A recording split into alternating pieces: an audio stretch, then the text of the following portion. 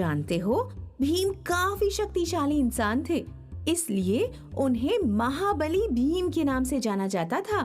महाबली का मतलब ऐसा इंसान जो ताकतवर हो।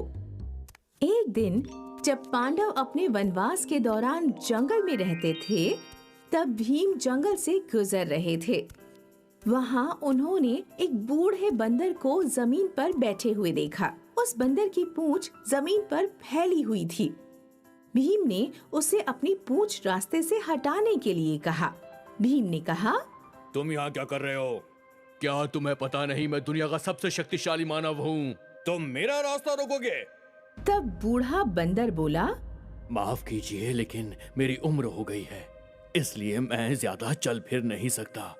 लेकिन तुम तो शक्तिशाली मानव हो, क्यों ना मेरी पूंछ उठाकर तुम बगल में रख दो और आगे बढ़ जाओ।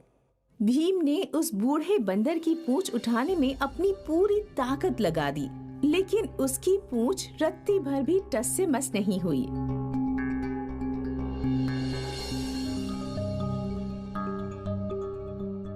बहुत देर कोशिश करने के बाद भीम की समझ में आ गया कि ये कोई साधारण बंदर नहीं है।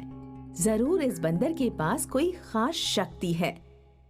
भीम ने श्रद्धा पूर्वक हाथ जोड़े और बंदर से उसके असली रूप के बारे में पूछा। वो बोले, हे महान आत्मा, आप निश्चित ही कोई साधारण बंदर नहीं हैं। कृपया मुझे अपनी पहचान बताइए। और उसी समय बंदर अपने असली रूप में आ गया। वो कोई और नहीं, खुद बजरंग बली थे।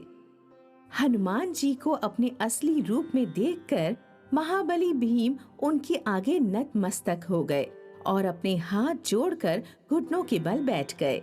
हनुमान जी ने कहा, महाबली भीम, मुझे खेद है मैंने तुम्हारे साथ ऐसा किया, पर मैंने देखा कि तुम्हें अपनी शक्ति पर घमंड हो गया था।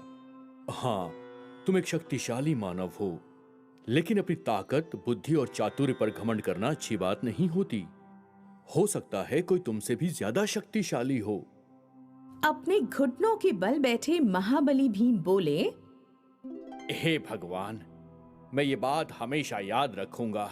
मैं आपका बहुत आभारी हूँ कि आपने मुझे इस बात का एहसास दिलाया।